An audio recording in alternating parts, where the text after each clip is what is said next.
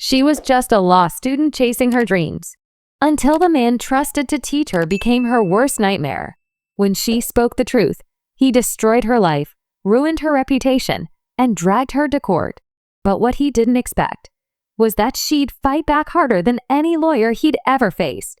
This is the story of how one girl stood up to power and shook the entire legal system. It was her dream to wear black robes someday, to stand in a courtroom and defend the innocent. Nina Thompson, 23 years old, had worked hard for everything. A scholarship student at the prestigious Jefferson Law School, she was known for her intellect, her grit, and her honesty. And then there was Professor Daniel Hartman. Early 40s, sharp mind, intimidating presence. Students called him the wall behind his back because no one ever broke through his tough, cold, emotionless demeanor. But Nina had. Daniel saw something in her, a spark he hadn't seen in years. She was curious, brave, and bold in debates. She asked the kind of questions that made even the professor pause. Their mentor-student relationship started on the foundation of mutual respect, until it changed. It all changed on the day of the mock trial. The courtroom was packed. Students, professors, even outsiders had come to see it. It was a tradition at Jefferson Law School for final year students to participate in a mock trial supervised by a real judge or senior faculty. Nina was chosen to play the defense lawyer, and her mock opponent was Derek, a rich student who often looked down on scholarship kids. Nina had prepared day and night. Professor Hartman had advised her through every legal angle. But what no one expected was that Nina would completely destroy Derek in the trial. Her arguments were razor sharp. Her presentation was flawless. Even the guest judge was impressed. After the session, people clapped. Derek was humiliated. And Hartman, he looked proud. More than proud. There was a flicker in his eyes. Paused longer than usual. Nina noticed it, but brushed it off. "Good job," he said, patting her shoulder briefly. "I think you're ready for real courtrooms." She smiled. It was the biggest compliment of her life. But she didn't know that a storm was already brewing. That night, she received an email from Jefferson Law Administration. Subject, urgent, disciplinary notice. Miss Thompson, a formal complaint has been filed against you for academic misconduct involving plagiarism and ethical violation during your mock trial performance. You are required to attend a disciplinary hearing next week. Regards, Dean's office. She dropped her phone. Plagiarism? Ethical violation? This was impossible. She rushed to the professor's office the next morning. "Professor Hartman, I got an email. Someone filed a complaint against me. You helped me with my research. You know I didn't plagiarize." He looked at her coldly. Too cold. "I can't talk to you about this, Nina," he said flatly. "It's under official review now." "What do you mean?" "You're the one who mentored me. You know I didn't cheat." But he simply closed the file in front of him and stood up. "I suggest you get legal representation," he said. And that was the moment she knew. He was the one who filed the complaint. The entire campus buzzed with gossip. "Did you hear? Professor Hartman filed a formal academic lawsuit against Nina." Why would he do that? He was her mentor. Some people say she got too close to him. Maybe it turned messy. Nina walked through the hallways like a ghost.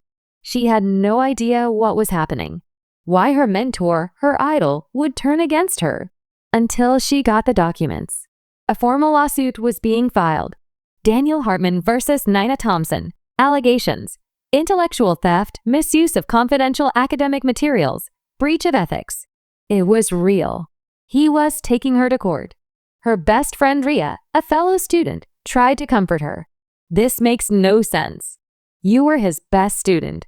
He used to praise you all the time." "I don't get it either," Nina whispered, her voice shaking. "It's like he turned into a stranger overnight." Rhea paused. "Do you think someone made him do it? Like Derek?" Nina shook her head. "He's not the type to get manipulated. He's too strong for that." "Then maybe." Rhea hesitated. "Maybe you accidentally found something you weren't supposed to." That thought made Nina freeze. She remembered her hours in Hartman's office, browsing through law journals, old trial records, private case notes. One night, she had opened a locked drawer by accident. It wasn't locked properly. There were files, old case papers, a few photos. She didn't understand them at the time, but now her mind was racing. What if she had seen something she wasn't meant to? What if this wasn't about plagiarism at all? The disciplinary hearing was held in the university auditorium, but it felt like a courtroom. Dean Larson sat at the center. On one side sat Nina, scared, clutching her notepad. On the other side, calm and collected, sat Professor Hartman. He read from a file. "I submit that Miss Thompson illegally accessed private legal drafts from my office and used them to build her mock trial defense. The language and structure used were identical to case materials that were never meant for student access." Nina stood up, trembling. "I never took anything without permission. Everything I wrote myself. He gave me advice. He guided me. I never cheated." Dean Larson looked between them. "Do you have proof, Miss Thompson?" She looked around helplessly. How could she prove something she didn't even understand? Hartman looked at her once. Cold. Final. After the hearing, Nina sat outside on the steps of the university. Her world was crumbling. She was going to lose her scholarship, her degree, her future. And she didn't know why, until she received an envelope, slipped into her bag. No name. Inside was a single photograph. It showed Professor Hartman standing beside a man in a courtroom, a man Nina recognized. It was her mock trial case subject, a real man who had been released years ago due to a technical loophole. Nina had used that loophole in her trial, but she thought it was just theory, hypothetical. What if it wasn't? What if she had accidentally exposed something Professor Hartman had buried? Something real? The next day, she went to an old professor, retired, but still sharp. Professor Elena Graves. "I need your help," Nina said, showing her the envelope. Graves examined the photo. "I remember this case," she said. "It was sealed, covered up." Hartman was the defense lawyer back then. The man in this photo walked free, but there were whispers that he had paid for silence. Nina's heart pounded. So he covered up a real injustice. "And now he's framing me to keep me quiet?" Graves nodded slowly. "And he chose the courtroom as your punishment. Irony, isn't it?" Nina clenched her fists. "I won't let him win." Nina had spent the night staring at the photograph.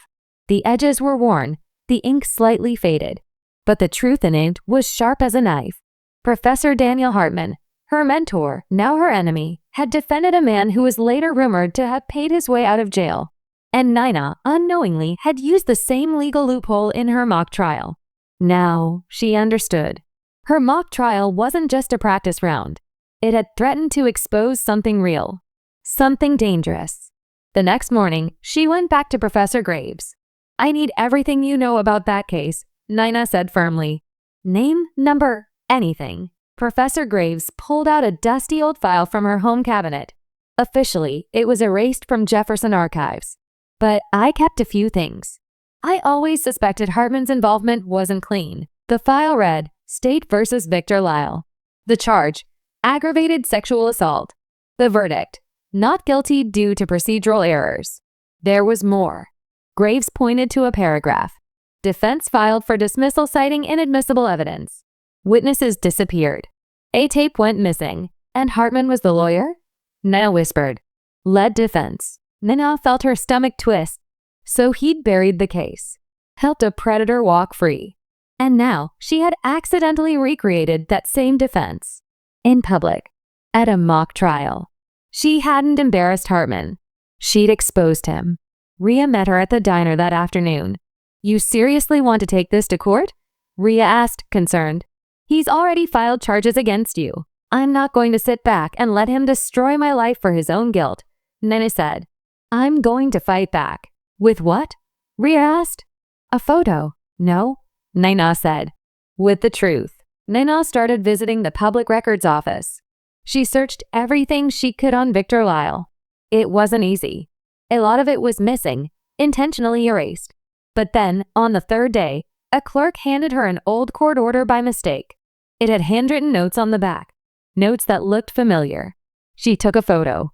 Back in her dorm, she compared the handwriting to Hartman's own notes in old lecture handouts. They matched. Nina now had more than a photo.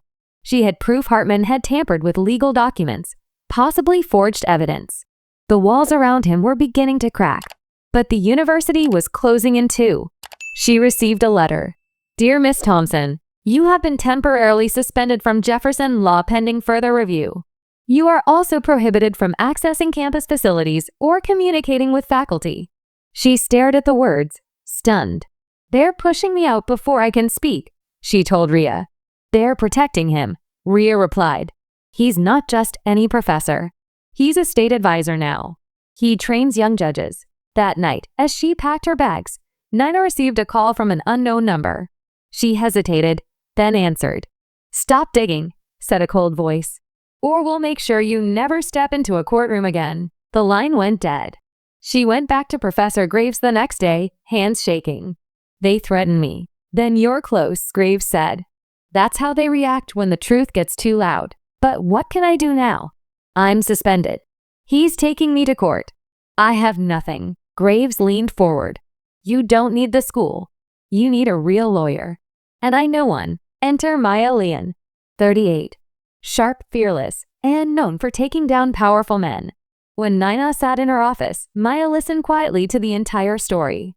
After Nina was done, Maya asked one question. Do you want to destroy him? Nina hesitated. I want the truth out. Then I'll help you, Maya said. But understand this. He's going to come at you with everything. He's got influence, contacts, media. I don't care, Nina said. He taught me the law. Now I'll use it to expose him. Within a week, Maya filed a counter lawsuit. Nina Thompson versus Daniel Hartman. Allegations. Academic harassment, wrongful accusation, evidence suppression, past legal misconduct. It made the headlines. Top law professor sued by former student in explosive case. Hartman was furious. The university issued a neutral statement, but insiders said the dean was under pressure to drop Nina altogether. And then came the first court appearance. The courtroom buzzed with media. Reporters whispered. Students snuck in. Everyone wanted to see what would happen when student and teacher stood on opposite sides. Nina sat beside Maya, heart thudding. Hartman sat across, expression unreadable. The judge, a stern woman named Justice Caroline Mendez, began the session. This case appears to be more than just an academic dispute, she said. Both sides are alleging serious misconduct. I want clear evidence and a professional tone from both legal teams. Hartman's lawyer, a slick man named Ray Duke, stood first. My client's reputation is being publicly damaged by a disgruntled student who failed to handle academic pressure. Maya stood calmly. My client is not disgruntled. She's brave. She's uncovered evidence of legal malpractice and is being punished for it. Gasps rippled through the room. Mendez raised an eyebrow. You have documentation? We do, Maya said. Your Honor, we request time to present a file proving Mr. Hartman's involvement in a sealed case that was never ethically closed. Hartman's face twitched. His lawyer objected immediately. That case was closed. It's irrelevant to these charges. Maya didn't blink. It's extremely relevant if the current accusation stems from a pattern of silencing dissenting voices. The judge nodded. I will allow it for now. Court will reconvene in 3 days. Miss Leon, bring your proof. Outside the courtroom, reporters flooded Nina. Did he really try to silence you? What did you find in the sealed case? Are you scared? She looked at the cameras and said clearly, I'm not scared anymore. That night, she received a message. No name. Just a file. It read, he was paid $100K to throw that case. This is the bank record. Her hands trembled. It had begun. The truth was surfacing. 3 days later, Nina walked into the courtroom, not as a student, not even as a victim, but as a warrior. Beside her stood Maya Leon, strong and composed. Across the aisle sat Professor Hartman, suit immaculate, but his eyes darted. Nervous. Rattled. He knew something was coming. He just didn't know how big. Judge Caroline Mendez entered and took her seat. This court is reconvened. Defense may proceed with evidence. Maya stepped forward. Your Honor, we submit into record the following. She placed a flash drive on the table. It contains sealed documents, handwriting comparisons, and a bank transaction. Objection. Hartman's lawyer, Ray Duke, jumped up. This evidence is illegally obtained. Judge Mendez raised an eyebrow. Was the bank record lawfully acquired? Maya nodded. It came from an anonymous whistleblower. But the bank has confirmed its authenticity. Judge Mendez motioned her to proceed. Maya inserted the drive. The screen lit up behind them. There it was. Victor Lyle Legal Account Annual Hartman. $100. 000. Transaction note. Post-trial consultancy. The courtroom buzzed. Maya continued. We also have handwriting comparison analysis between Hartman's trial notes and forged court memos that led to the dismissal of key evidence in the Lyle case. Another slide. Side-by-side samples. Identical loops. Same pressure points. Maya didn't stop. And finally, Your Honor, we call a witness who has been silent for 10 years. Gasps. Hartman's face turned pale. Nina turned toward the door as a woman entered, wearing a plain black suit. State calls. Camille Roberts. Nina's heart stopped. That name, it was the victim from the Lyle case. She was alive, present, and ready to speak. Camille took the stand, voice shaking. I never spoke because I was threatened. I was a teenager then, scared and alone. She looked directly at Hartman. He promised justice would protect me. But when the trial came, my testimony vanished. He told my parents I never showed up. He called me unstable. Hartman slammed his hand on the table. She's lying.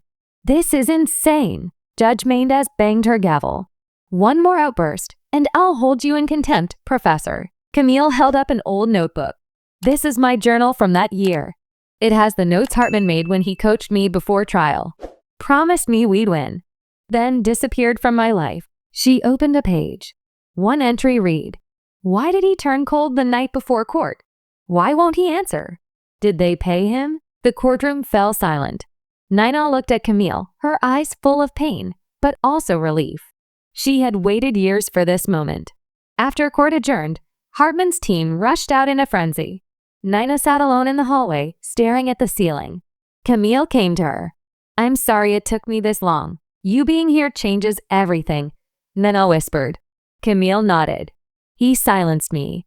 But he couldn't silence all of us. Back in Maya's office, the mood was tense, but hopeful. This is bigger than academic harassment now, Maya said. This is federal-level misconduct. If we push, he could be disbarred, even arrested. I don't want revenge, Nina said. I just want him to stop hurting people under the name of justice. Maya nodded. Then we go after his career, not just his case. The next hearing brought national attention. Cameras. Protesters. Supporters with signs that read, Believe the students. Law can't be taught by liars. Justice for Camille. Inside, Judge Mendez spoke firmly. Given the gravity of the witness's testimony and the financial evidence, I'm ordering an internal investigation of Mr. Hartman by the State Bar Association. Hartman's lawyer objected again. This is defamation. These are unproven allegations. Maya stood tall. No, this is accountability. For once, the judge turned to Hartman. You are also hereby suspended from teaching until the case concludes. Nina exhaled. Her first victory. Small, but real. That night, she received an email. Subject, I know more. Let's meet. From Anonymous Student 23@outlook.com. It read, You're not the only one he's tried to ruin. I have recordings. Come to the East Library basement midnight. Nina stared at the screen, unsure. Ria warned her, this could be a trap. I know. But if it's not, she grabbed her coat. I have to go. In the empty library basement, Nina walked in slowly, flashlight trembling in her hand. Then she saw someone sitting. A boy. Nervous, eyes darting. I'm Sam, class of 23. He accused me of cheating in my final year because I questioned his ethics in class. He pulled out a flash drive. He didn't know I was recording. He handed it to her. It's him, admitting he cut deals for certain clients. You'll hear him say, it's not about justice, it's about smart money. Nina took it, stunned. Why didn't you come forward earlier? Sam looked down. I tried, but no one believed me. You're the first person who fought back. The next morning, Maya played the recording in her office. Hartman's voice filled the room. You think law is about truth? It's about who pays better. Justice is an illusion for the poor. Maya sat back, eyes wide. This is a career ender. They submitted the recording to the court the next day. The final hearing of the semester arrived. Students skipped class to watch. Professors sat with arms crossed, unsure which side history would remember kindly. Judge Mendez spoke. In light of new evidence, this court finds substantial grounds for formal disciplinary action against Professor Daniel Hartman. She turned to Nina. Miss Thompson, your counter lawsuit will proceed to state review, but this court will now transfer the case to higher jurisdiction. Then, to Hartman. You may no longer practice or teach law in this state until a ruling is reached. Boom. It was over, at least for now. Outside, Nina gave her first public statement. Today wasn't just about me. It was about everyone who's ever been shut down by power. The law should protect, not punish the brave. As she walked away from the courthouse, Rhea ran up and hugged her. You did it. No, Nina said, holding back tears. We did. The courtroom was packed, every bench filled, every aisle lined. Cameras outside flashed constantly. This wasn't just a trial anymore. It was a movement. The case, Thompson v. Hartman. The charge, abuse of academic power, professional misconduct, falsification of evidence. And Nina, the girl who once walked into his office scared, now stood at the center of a national story. 8:59 a.m. Courtroom B. Nina's hands trembled slightly as she held the printed statement she was meant to read during closing arguments. Beside her, Maya whispered, "You've already won more than most people ever dared to fight for." She nodded. But inside, the weight of what was coming pressed down hard.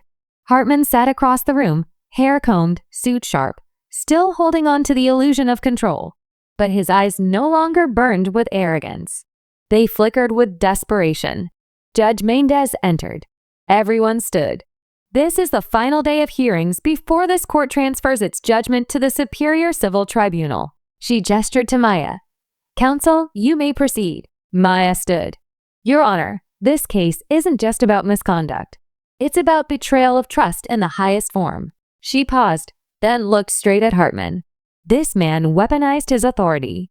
He mocked justice, manipulated students, ruined lives. And today, we ask this court not just to recognize the harm done, but to make sure it never happens again. She turned to Nina. Miss Thompson would now like to read her statement. Nina stood. It was quiet. Her voice was steady but soft.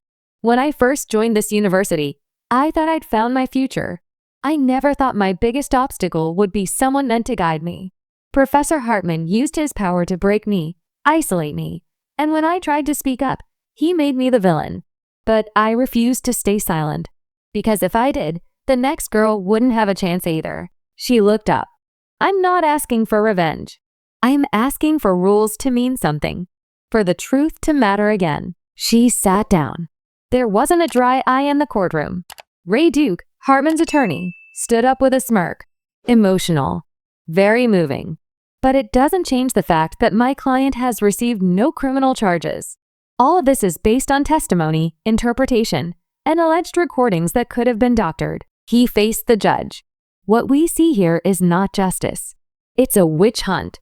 An angry student upset about a bad grade, manipulated by media and opportunistic lawyers. Maya almost stood up to object, but Judge Mendez raised her hand. Enough, Mr. Duke. She turned to Hartman. Mr. Hartman, before we close, do you have any final words? Hartman stood. His face was unreadable. I never intended to harm anyone. If I crossed a line, it was never with malice. I believe in law. I believe in order. And I refuse to let a misunderstanding define my legacy. Nina watched him carefully. He wasn't apologizing. He was still playing the victim. That night, Maya's office. They expected a decision to take weeks. But the next morning, a letter arrived, stamped with Superior Civil Tribunal seal. Maya read it first, then silently handed it to Nina. 2. Nina Thompson, Re. Civil Ethics Tribunal findings. After review of all submitted evidence, including testimonies, recordings, and financial documents, the tribunal has ruled in your favor. Mr. Daniel Hartman is hereby barred from practicing law or teaching in any university or legal institution in the state. Furthermore, your academic standing is reinstated, and you are entitled to compensatory damages pending further review. We commend your courage. Signed, Chief Justice Marla Harris. Tears filled Nina's eyes. but not from relief. From release. It was over. She had won.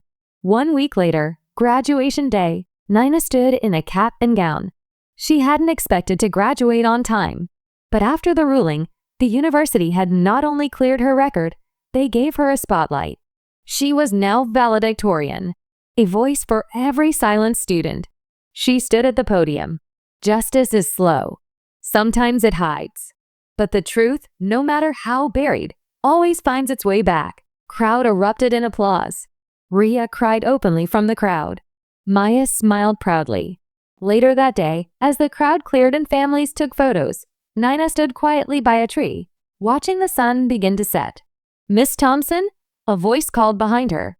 She turned. It was Chief Justice Marla Harris from the Civil Tribunal. "I wanted to meet you in person," the judge said. "Your case will be cited in every ethics textbook next year." Nina blinked. "Seriously?" The judge nodded. "We teach about failure, but we rarely teach about standing back up." Then she added, "You'll make a fine lawyer one day." Nina smiled.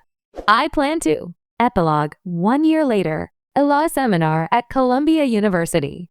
The screen reads, "Ethics in Education, How One Student Changed the Game." Nina, now in a navy blue suit, is the guest speaker. She walks up, confident, head high. "I used to think professors had all the power," she began. "But it turns out, truth has more."